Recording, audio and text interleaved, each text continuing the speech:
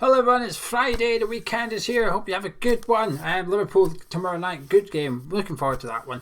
I'll tell you what though, I could throttle TalkSport. Just recorded this video, and part of it's about David Moyes not wanting any more leaks and stuff. Recorded it, uploaded it, all that good stuff. Then I see on Twitter that TalkSport have got news about Michail Antonio's injury.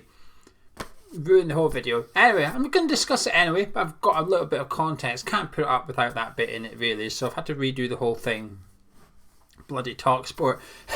Right, so two things I want to get through today. There's transfer rumours. The transfer window is only 9 weeks away. It's not that long, I guess. And there's a few transfer rumours, but there's two in particular that's caught my eye, which I think could be quite believable. And then there's the fact that David Moyes wants the leaks from the club to stop. I'm aware the transfer rumour sort of contradicts that, but we'll get into it. We'll start with the David Moyes thing. Cloughton Hugh reported during the week that David Moyes wants no more leaks from West Ham. Cloughton Hugh leaked that David Moyes wants the leaks to stop. I mean, they didn't really. I mean, this happened when he was here the first time, didn't it? When he took over from Bilic, he didn't like stuff coming out.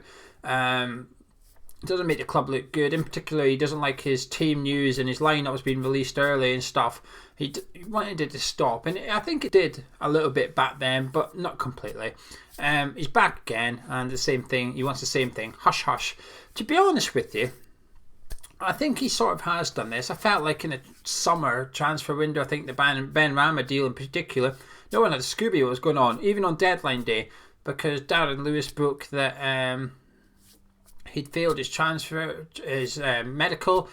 Aaron, the Norse were a bit slow to that, and then they said, yeah, he had and stuff. But then David Moyes said, nah, he's not failed it. Then Ben Rama since said, nah, I didn't fail it. They just didn't have all the test results. They were waiting on one test result to come back. It wasn't going to come back in time, so they had to sign me without it or change the deal, and that's it. And you're going to have to believe Moyes and Ben Rama, because their stories link up over anyone else, essentially, aren't you? That would suggest that the stuff from the club in the summer was lesser than what it has been in the past, which is good to see. As for the in-the-know stuff, all those leaks from the club, I don't mind them. We don't leak anything on Hamish Chapman. I haven't gone to don't leak anything. We react to other people leaking the stuff, if that makes sense. I think, and I feel a lot better for it. I feel a lot less pressure. Giving opinions on the news is far, far easier than giving the news. As an opinion, you don't have to be accurate. You get it wrong, so what? If you're doing the news, you better get it right, otherwise people have got a bit of an issue. You've almost got like a scorecard, haven't you?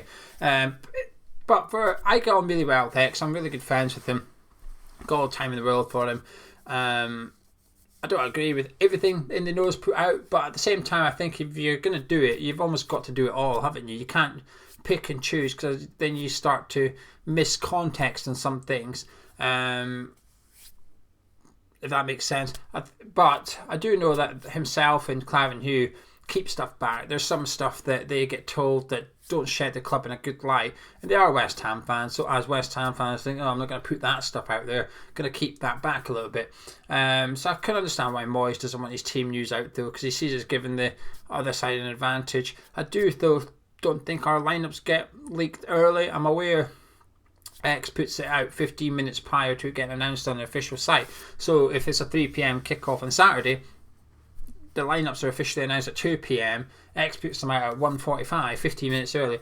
But at 1:30, 15 minutes before that, the team sheets are handed in to the referee and stuff. So the Liverpool will already know West Ham's team, for example, before it gets leaked. So that sort of stuff, while it's leaked, it's not giving anyone an advantage, because they've already got that information to hand, so to speak.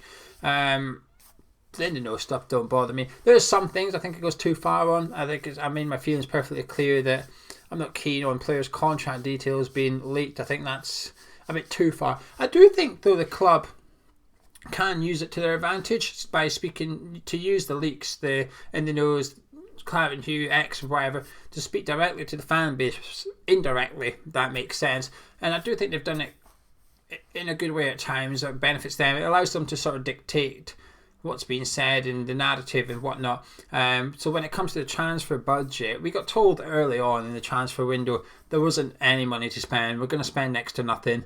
And last summer I still remember being told by X and Sean and that 25 million is what the net spend is going to be. And we spent roughly 25 million net spend. So I think what the club do, they lower expectations. They tell the fans, this is what we've got. And I don't think that's necessarily a bad thing, because you don't want Sullivan going live on TV saying, "Oh, I've got 25 million to spend," like it appeared he had done on TalkSport with the interview with Jim White, when he said about how, we've got 10% of 400 million to spend essentially. Everybody was like, "Nice one, Dave." So he just told everyone we've got 40 million there. So you don't want that, but to do it unofficially, don't put your name to it, I think it's clever. I think it can work well to an extent. But anyway, that's half the story. The second half of the video is all about the transfer rumours. The reason I was speaking about the first bit is Mikel's injury. I was saying that no one knows about it, do they? We know that he had a scan on Tuesday. The first news was from Moyes, suggesting that it was more of a precautionary substitution against Man City. Nothing to worry about. And then on Tuesday we got told actually it's worse than the club first expected. Second scan. Not heard anything since. Some people say he's up to 6 weeks. TalkSport tonight have just said it's 4 weeks. And then the Athletic earlier today said that he might even be in the squad on Saturday. A bit of guessing going on. It'll be interesting to see which one's right. I'd imagine TalkSport with Jim White's links to a certain person at the West Ham United might have an advantage on this one. But we'll wait and see. As for the transfer rumours, two caught my eye, and there's a couple we're not going to discuss. Josh King, let's dismiss that. I mean, I believe the links are genuine. We know we want Josh King. But in January, he can now start discussing terms with European clubs for his free transfer next summer. He's in his final year of his contract at Bournemouth now. We can't do that. I don't know when it is, April or something, until we can give him a pre-contract. But what we can do is try and negotiate with Bournemouth and get him on a cut price. And that seems to be the rumour here.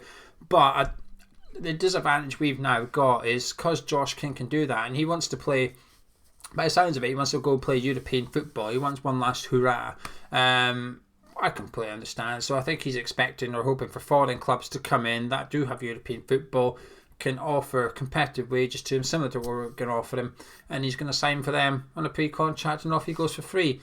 Bournemouth don't really get a say, but I suppose what we're trying to do is get something accepted by Bournemouth so we can negotiate a contract with Josh as well and compete with whoever's trying to get him on a free. He's in a position of strength, Josh King. He's a free transfer. I can see a lot of why he would appeal to a lot of clubs as well. Musa Maraga's back on the wish list. I'm not going to discuss him. I don't see there being much interest in that. He's not really David Moyes' type of striker, I don't think. But the two that caught my eye, the first one is Huddersfield's centre midfielder Juninho Bacuna. He's only 23 years of age, but he's not a bad player. I quite like him. Is he sort of first team Premier League good? I'm not sure he is. Is he sort of squad role Premier League club ready? I think so. And like I said, he's 23. In this summer, if you said Josh Cullen or Bacuna, I would have picked Josh Cullen. But if you said, hang on a minute, Josh Cullen has no links to West Ham United. He's not from your academy. He plays for Wigan. He's only ever played for Wigan. Josh Cullen or Bacuna. Being honest, I would have probably went for Bacuna. But do I think he's good enough to step into our midfield?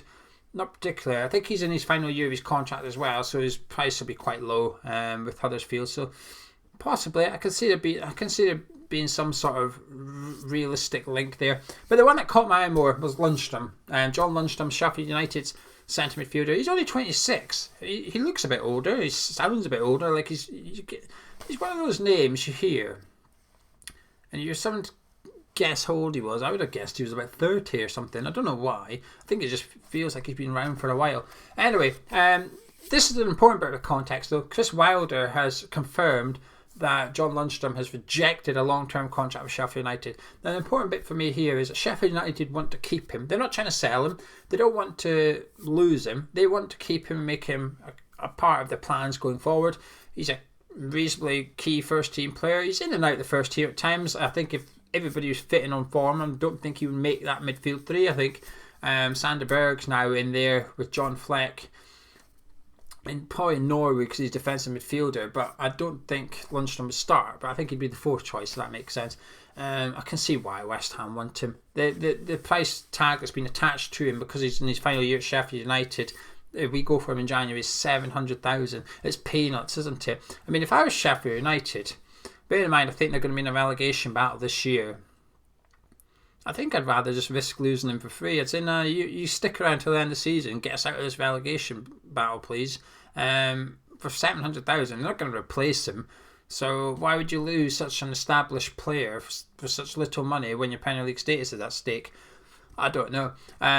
But would he fit what we are looking for? I think he would. I think we need a centre midfielder. I think for that little money, I think it would be more, to be honest. I think if we signed him in January, I still think it would cost us a couple of million. But even then, I think it's quite cheap. I think he would suit David Moyes down to the ground. I think he'd suit the way West Ham play at the minute. Or West Ham would suit him. Depends how you want to look at it. Box to box, doesn't mind the nitty gritty, works hard, covers a lot of ground in games, can tackle, reasonably good at getting forward. Lots to like about him, lots to see why David Moyes would really like him as well. And I think we're lacking in numbers in that department, in that area of the pitch. I think January transfer window, I'm not a big fan of it. I think if you're going into January transfer window, there's three things here. A, you've got the summer transfer window wrong and you're trying to rectify it. B, you're in a relegation battle. Or C, you can buy someone that might push you into something in the table. So you might be sitting 7th or 8th in table, and you think if you bring in this player, he might help get you into the top 6 or something. I think that's sometimes where West Ham go wrong. I think we've had, under Bilic and under Sam Allardyce, we were sort of like in contention for Champions League football in January, and we didn't really go for it in the January transfer window. We got a couple of cheap signings in and stuff, and you do just wonder, maybe if we made a substantial signing, would it have just been enough to get us? We'll never know. Obviously January last year we got into Solchek and Jared Bowen because we're in a relegation battle, but this year we're free of a relegation battle, sitting 12th, 10th, whatever. I don't want to see us spend money. In all honesty, I'd rather just keep it and go again in the summer. It's difficult to sign players in January. There's not much value. How often do you come away and you look back at January transfer and think, oh, that guy was a bargain? It doesn't happen very often, does it? But Lundstram for 700,000 would be a no-brainer for me. I think it'd be a no-brainer for Moyes, and I can see that link being true, to be honest with you, which contradicts the David Moyes thing. No leaks. Well, I'm afraid, David, some of your transfer links are being put out there.